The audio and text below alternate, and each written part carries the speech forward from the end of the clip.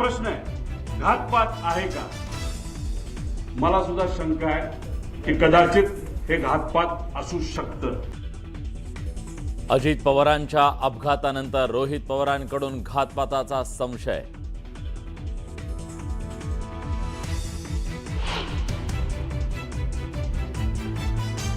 युरोपमध्ये बंदी असलेल्या VSR कंपनीला भारतात उड्डाणाची परवानगी कशी? रोहित पवारांचा VSR विमान कंपनीच्या कारभारावर सवाल.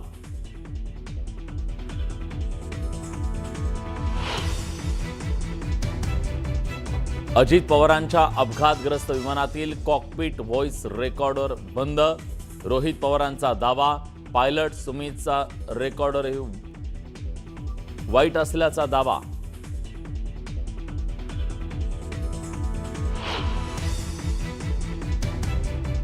अजित पवारांच्या अपघाताच्या चौकशीबाबत माजी उड्डाण मंत्री प्रफुल्ल पटेल, सुनील तटकरे यांनी आग्रह का धरला नाही? रोहित पवारांचा सवाल.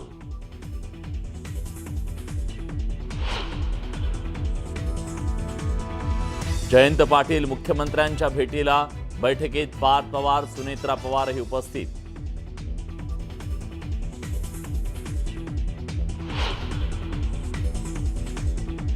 चंद्रपुरात ठाकरेंच्या पाठिंब्यावर भाजपचा महापौर. अंतर्गत कुरघोडीमुळे काँग्रेसची हातातोंडाशी आलेली सत्ता गेली.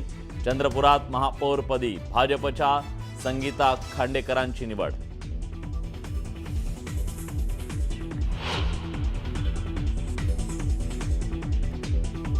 ज्यांना कार्यक्रमाचं निमंत्रण मिळालं नाही त्यांना वाईट वाटतंय. सरसंघचालकांच्या व्याख्यानाच्या कार्यक्रमावर टीका करणाऱ्या राज ठाकरेंना मुख्यमंत्र्यांनी सुनावलं.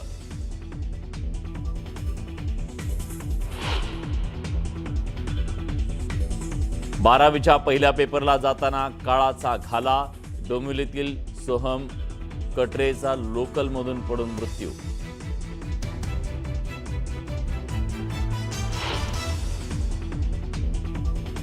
कोल्हापुरात साकारणार आंतरराष्ट्रीय दर्जाचं क्रिकेट स्टेडियम. मंत्रिमंडळ बैठकीत मिळाली मंजुरी.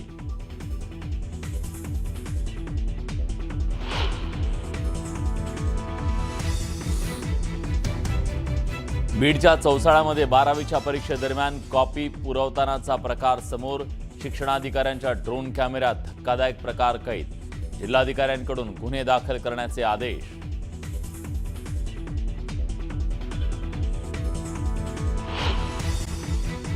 अजित पवार यांच्या विमानाचा घातपात झाला असावा अशी शंका रोहित पवार यांनी व्यक्त केली आहे. तसंच अजित पवारांच्या विमान अपघाताची सखोल चौकशी व्हावी यासाठी पटेलांनी आग्रह का धरला नाही? ही त्यांच्यासाठी प्राथमिकता नव्हती का, असा सवाल रोहित पवारांनी विचारलाय. अजित पवारांच्या निधनानंतर चौथ्या दिवशी सुनेत्रा पवारांनी उपमुख्यमंत्री पदाची शपथ घेतली. त्यासाठी प्रफुल्ल पटेल आणि सुनील तटकरेंनी पुढाकार घेतला होता आणि त्यावरून रोहित पवारांनी प्रफुल्ल पटेलांना खडा सवाल विचारलाय.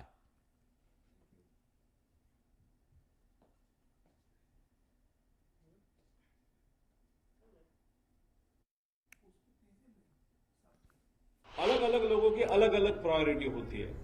इन्वेस्टिगेशन शायद उनकी प्रायोरिटी नहीं होगी, उनके लिए सत्ता में रहना वो प्रायोरिटी रहेगी. इसलिए उन्होंने जल्दी से जल्दी शपथ भी दी. वो सुनेत्रा काकी को इच्छा न होते हुए भी जल्दी से जल्दी शपथ विधि कैसे हुए उसके लिए उन्होंने वहां पे प्रयत्न किया. अगर उनके इतने कांटेक्ट है, वो इतना, अगर वो पहले एविएशन मिनिस्ट्री वहां पे रहे, MRO उनका खुद का है या उनके पार्टनरशिप है, मतलब मेंटेनेंस कैसे होता है वो उनको मालूम है, और वो दादा के दोस्त थे, दादा के साथ वो रहे हैं, तो उन्होंने मेरे जगह पे प्रेजेंटेशन करने की जरूरत थी. लेकिन तटकरे साहब और पटेल साहब उन्होंने वो क्यों नहीं किया वो मुझे नहीं मालूम. रोहित पवार यांनी अजित पवारांचे राजकीय सल्लागार नरेश अरोरा यांच्यावरही अप्रत्यक्षपणे निशाणा साधलाय. अजित पवारांच्या राष्ट्रवादीचं अरोरांच्या डिझाईन बॉक्सशी कॉन्ट्रॅक्ट होतं, पण ते कॉन्ट्रॅक्ट अजित पवार रद्द करणार होते असा दावा रोहित पवारांनी केलाय. ते कॉन्ट्रॅक्ट रद्द करण्यामागचं कारणही रोहित पवारांनी पत्रकार परिषदेत सांगून टाकलं. शेवटचे 3-4 महिने होते त्यात मी, दादा आणि त्यांच्याबरोबरचे अधिकारी एकदम घट्टपणे एक फार महत्वाची चर्चा त्या ठिकाणी करायचो. आणि ती करत असताना मग काही अधिकाऱ्यांचे, कर्मचाऱ्यांचे त्याच्यावर आमच्यावर त्या ठिकाणी विश्वास असल्यामुळे तिथं चर्चा काय चालली होती हा विषय जेव्हा केला तेव्हा तिथं चर्चा कुठलं तरी राजकीय कन्सल्टंट कोणीतरी आहे त्यांचा जो कॉन्ट्रॅक्ट आहे जो शेकडो कोटीचा आहे तो आपल्याला कॅन्सल करावा लागतोय. कारण त्यांच्याकडनं काहीच आपल्याला मिळत नाही, त्याचा काहीच फायदा होत नाही. कारण 7 दिवस आधी सुद्धा बारामती हॉस्टेलला दादांना जेव्हा मी भेटलो होतो तेव्हा सुद्धा दादांनी काही लोकांना सांगितलं होतं, शहाणपणा करू नका, राजकारण आम्हाला शिकू नका, राजकारण आम्ही कसं करायचं हे माहिती सर्वे फक्त तुम्ही करा, अशी काहीतरी चर्चा तेव्हा झाली होती. आणि अशा पद्धतीची चर्चा तिथं झाली. मुंबईतल्या बैठका आणि भेटीगाठींमुळे अजित पवारांना बारामतीला जाण्यासाठी उशीर झाला आणि त्यामुळेच त्यांनी खाजगी विमानानं जाण्याचा निर्णय घेतला. पण ते विमान धावपट्टीवर उतरण्यापूर्वीच त्याचा अपघात झाला. या अपघाताविषयी रोहित पवार यांनी थेट शंका उपस्थित केली आहे. तसंच अजित पवार यांना मुंबईतून निघायला उशीर का झाला यावरही रोहित पवारांनी सवाल उपस्थित केलाय. पूर्व विदर्भातील एक कुठले तरी नेते हे मोबाईल चेक करा दादांचे, नाही तर लँडलाईनवर कोणाचा फोन होता काय होता मला माहित नाही, पण मला जे कळलं आहे सही करावीच लागते. फार महत्वाची फाईल आहे.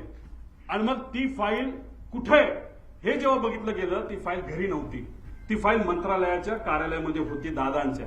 दादा कुठलीच फाईल मोकळी ठेवत नाही, पण अचानक ती फाईल तिथं होती. मग ती दादानी बोलवली. बोलवण्यात येण्यात मुंबईचं संध्याकाळचं ट्रॅफिक तुम्हाला माहिती आहे. ती फाईल पोहोचूस तर वेळ गेला. वेळ गेल्यानंतर ती फाईल आली. पण एक मोठा नेता आपल्या पक्षाचं बोलत असेल तर सही तर करावीच लागेल. आणि मग दादानी ती सही केली. ती फाईल यूज तर सही करूच तर त्याच्यामध्ये दुर्दैवाने त्या ठिकाणी वेळ गेला. की जेव्हा जेव्हा तुम्ही पूर्वीच्या दादांचे व्हिडिओ तिथे बघितले असतील त्या व्हिडिओमध्ये दादा प्लास्टिकची बॉटल घेऊन तिथं काही गोष्टी करताना बघितलं असेल. पाणी पिताना प्लास्टिकच्या बॉटलमध्ये पाणी पिताना तुम्ही बघितलं असेल. आणि मग पण नजीकच्या काळामध्ये म्हणजे हे जे काय आहे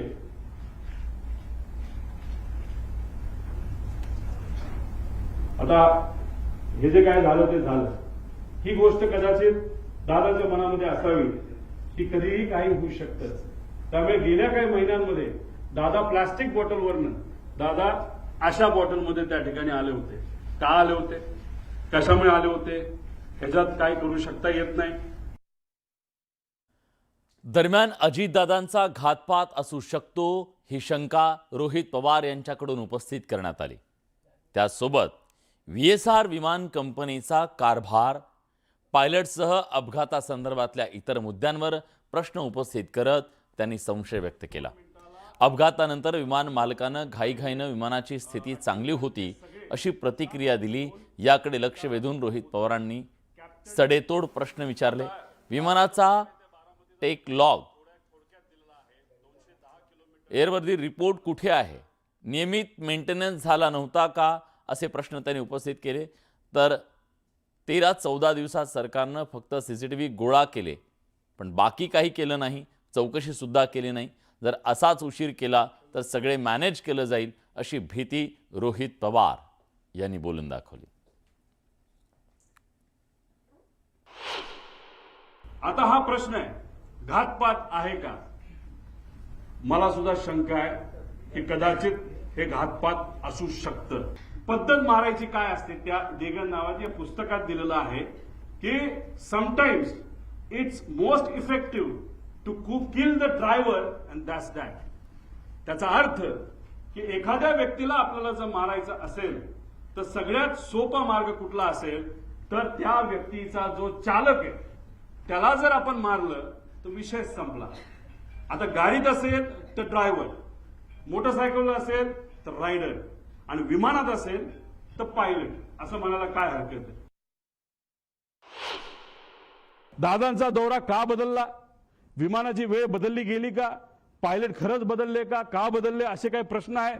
मग त्यानंतर केंद्रीय विमान मंत्रालयाचा अहवाल आलाय का, ATC ट्रान्सक्रिप्ट, आणि या अहवालामध्ये का त्याच्यामध्ये डिस्परन्सी आली, का त्याच्यामध्ये फरक आलेला आहे, मधील वेळेची विसंगती का आली.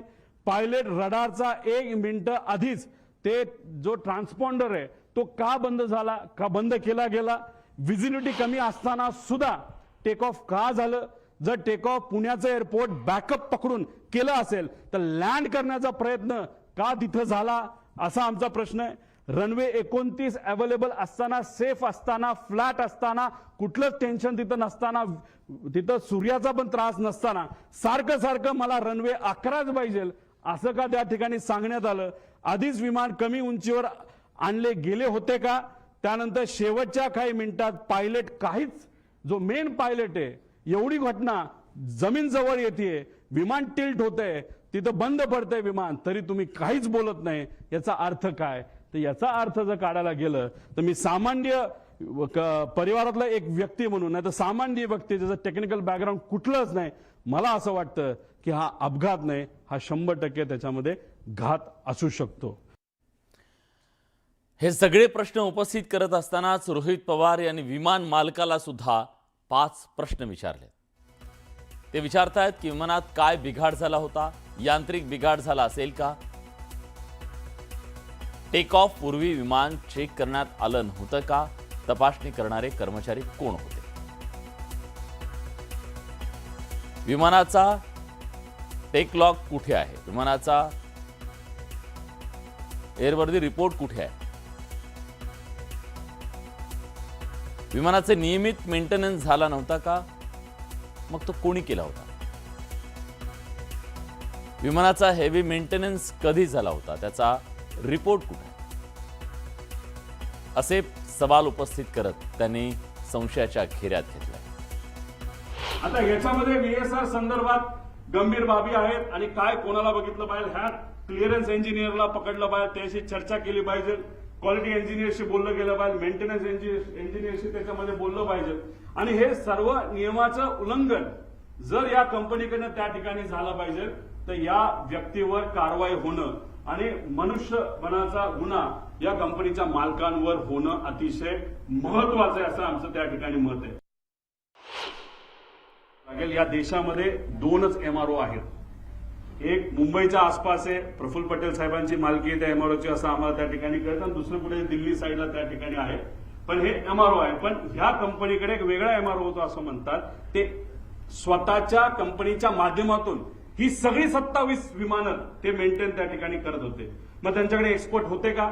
तसंच MRO जर 2च असतील तर मग ते लोक कोण आहेत, जे लोक या VSR कंपनीमध्ये आज काम करतात, पूर्वी ते कुठं काम करत होते, कोण आहेत ते, कुणी ते सह्या केल्या, रमेश नावाचा माणूस कोण आहे, त्याचा काय अनुभव आहे, तो मेंटेनन्सचा त्याला का प्रमुख केलं, त्याला तुम्ही एन्क्वायरीसाठी घेतलं का तो गायब झालाय, हे सगळे प्रश्न आपल्याला तिथं पडू शकतात. एन्क्वायरी कुठंच नाही चालली.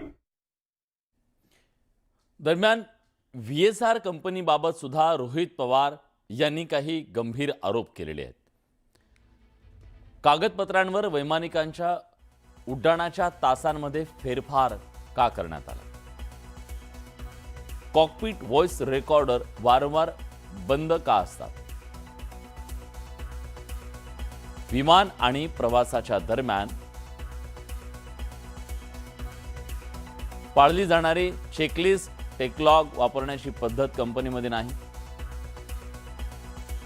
कंपनीची स्वतःची SOP नाही, उत्पादक कंपनीच्या SOPचं पालन केलं जात नाही, VSR कडून कॉस्ट कटिंगवर भर असल्यानं विमानाची देखभाल आणि मेंटेनन्सकडे दुर्लक्ष होतं. कॉकपिट व्हॉइस रेकॉर्डिंग म्हणजे एक असतो ब्लॅक बॉक्स. ब्लॅक बॉक्स मध्ये फक्त आवाज स्टोअर होतो असं नाही, आवाजाबरोबर ते जे इक्विपमेंट्स आहे ते कसे बिहेव करत होते, कुठं काय एक्सेलरेशन होतं, स्पीड काय होतं, आपली पोझिशन काय होती, कुठला काटा कुठं होता, हे सगळं ब्लॅक बॉक्स मध्ये तिथं येतं. पण नॉर्मली जर आपल्याला कॉकपिट व्हॉइस रेकॉर्डर हे साधे रेकॉर्डर असतात, त्यात कॉकपिट मध्ये काय झालं, संभाषण काय झालं याची माहिती आपल्याला देता येते. VSR मध्ये कॉकपिट व्हॉइस रेकॉर्डर सिस्टम हे बंद ठेवलं जातं.